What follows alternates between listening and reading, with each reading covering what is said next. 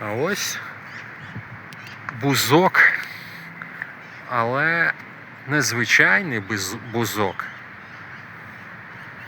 а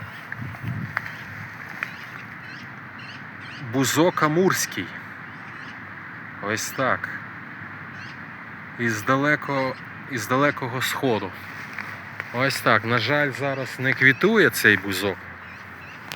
Але ось так. Бачите, листочки такі менші за розміром, ніж у звичайного бузка. Да, було б цікаво подивитись, як він квітує. Цей бузок амурський.